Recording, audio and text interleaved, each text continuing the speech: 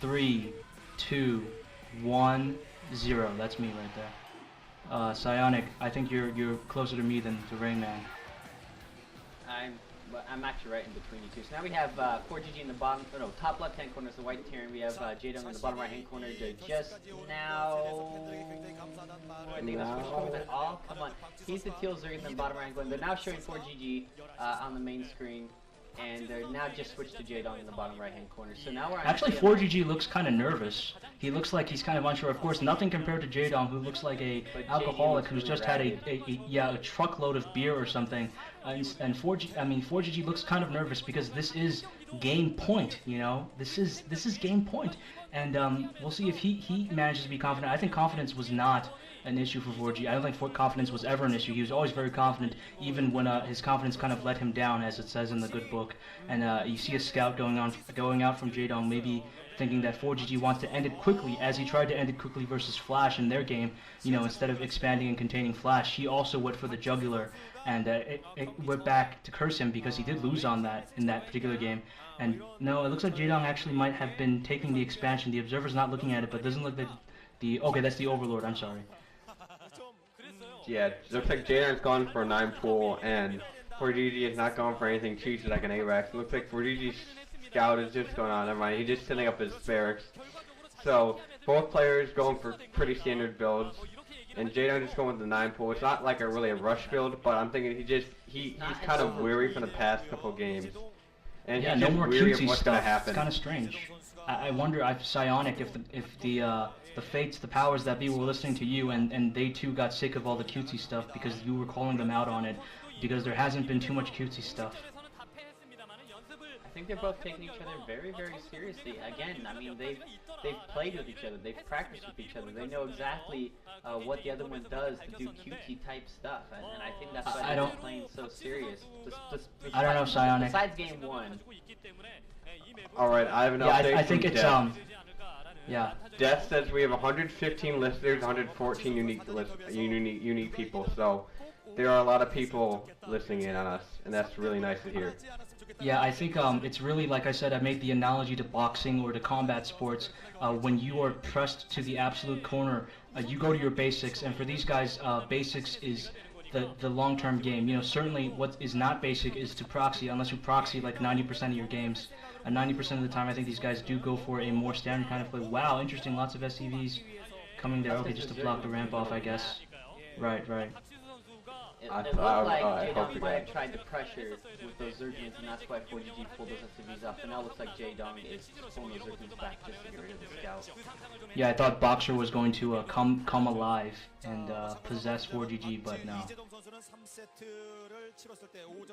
Alright, looks like fOrGG is setting up for a 1 racks in the command center build, so going with the fairly economical, and Jaedong is also taking the second hatchery. Looks right now, we just have chasing away the SCV.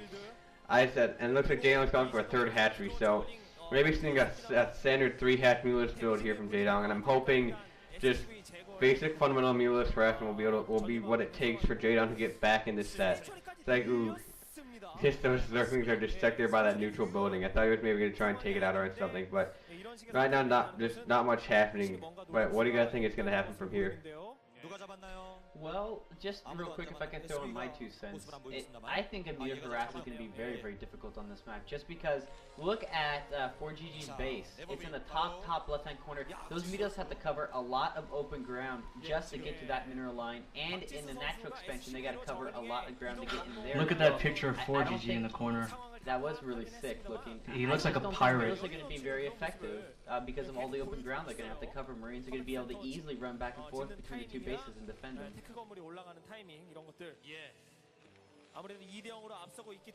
Blue? I don't know, I have this feeling of dread. It's like watching a Stephen King movie or something, or watching an M. Night Shyamalan movie before he made Lady in the Water. You know, you just know something horrible is going to come, like something really freaky is just going to come out of nowhere, like all the covers are going to open or something, and that's the feeling I have for Jaedong. Any second now, fOrGG is going to lay it down on him, unfortunately.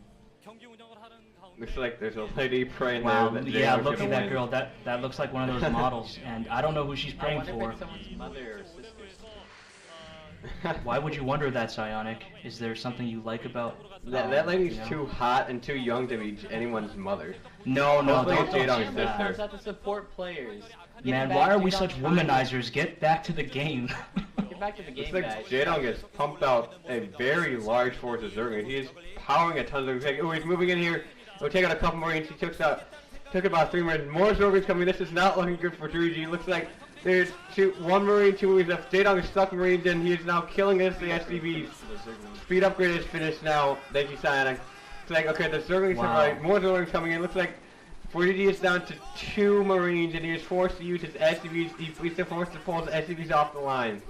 So, that wasn't really rushed by Jaedong, but it was a really good job of him. He just put some pressure on 4GG.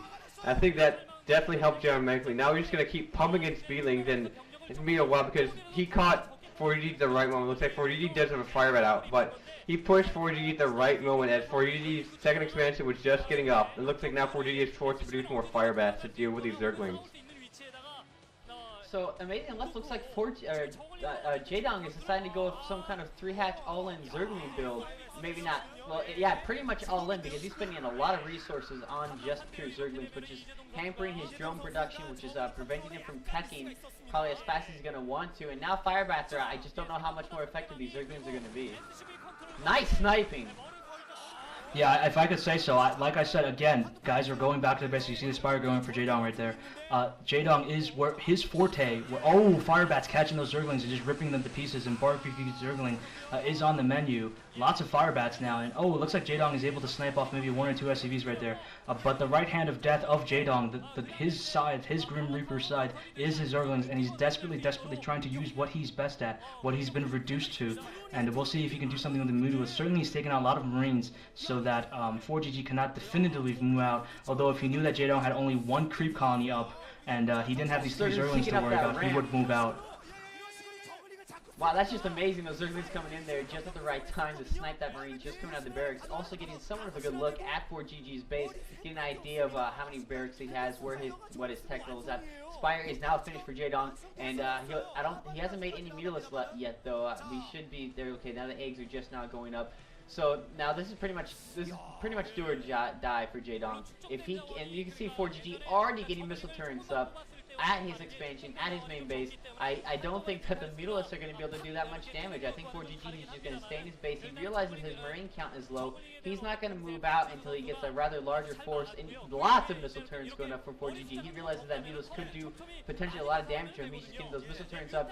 He's going to keep what Marines he has alive at home near those missile turrets. He's going to bunker up, turtle up, he's going to mass up, and then he's going to push out and just try to stomp JD and prevent any more expansions, or maybe just go right for the jugular.